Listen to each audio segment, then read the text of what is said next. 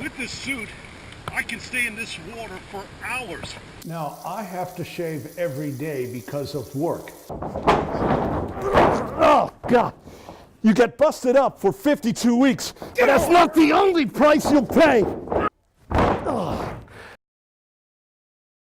We're going to go to a very special place on Earth. Bob Klingler is settling into his new command. The Marine City businessman is restoring a piece of history. And once you're a crew, as the Coast Guard knows, where one goes, all goes. Klingler owns the retired Coast Guard cutter Bramble. He and his wife Sarah bought it a year ago. The Bramble is showing the first signs of life in years. These are the ship's boilers. They're fired up, providing heat and power to the historic ship. This is EMD engine number 1. Klingler adds both engines are working as the Bramble is getting ready to return to the open water. The Bramble sits at Port Huron Seaway Terminal. This has been its home for several decades. The Bramble is on the national and state historic lists. It took part in atomic bomb tests in 1947 and led the first successful voyage of the Northwest Passage. However, it's been a while since we've been able to get on board to see it. The Port Huron Museum closed the Bramble to the public in August 2011. It had been the previous owner of the historic ship. But the museum could no longer afford the insurance, which basically put the Bramble in dry dock and kept people off her decks. The Klinglers bought the Bramble in January 2013. I love history. I love to see what people accomplished. And Klingler has accomplished quite a bit over the last year, as you notice when you walk through the passageways. Klingler has regained several original pieces of equipment. We managed to get the bell returned to the ship so it can reside where it belongs. That's another sign the Bramble is nearly ready to do what it's done most of its 70 years, set sail on the Great Lakes. With your news that's straight to the point, I'm Dave Leval, TV 20 News at 10. Joe told me to throw you in, Gary. Gary Wall prepares to take a dip in Williams Lake in Waterford Township. That's not common when the lake is mostly covered by ice. The township supervisor gets into the 30-degree water. Wall is learning what firefighters go through when they have to rescue people who fall through the ice. If you're tending a line, you'll have a life jacket on. Otherwise, you're not going to tend a line, all right? Safety's number one. Firefighters gather for this drill so they can practice ice rescues. We felt it important to bump this training up earlier in January because we had a number of rescues already this year as a result of the weather and the ice conditions. The ice is about 3 inches thick. That's less than the recommended level for you to be on the ice. Members of the media also get to put on the cold water suits to see firsthand what can be a deadly situation. I take the plunge and immediately notice how buoyant the suit is, and most importantly, warm. With this suit, I can stay in this water for hours.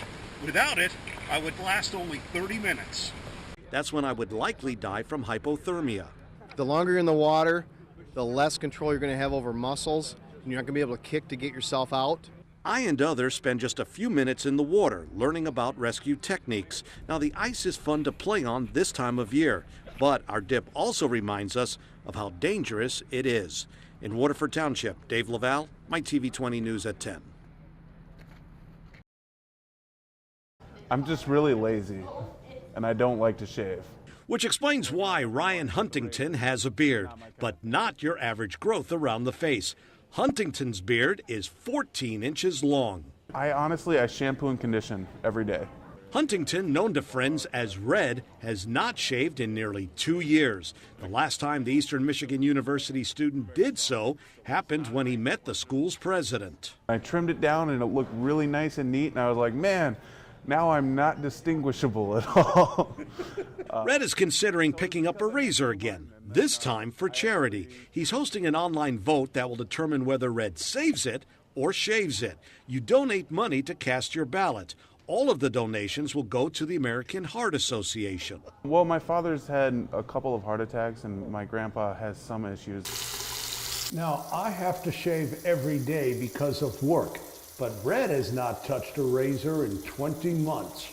Red tells us his wife is hoping the beard stays. It's like having a little teddy bear for her to cuddle with every night. which is a big reason why Red wants to keep his beard, even if he wins the contest by a whisker. With your news that's straight to the point, I'm Dave Leval, TV 20 News at 10.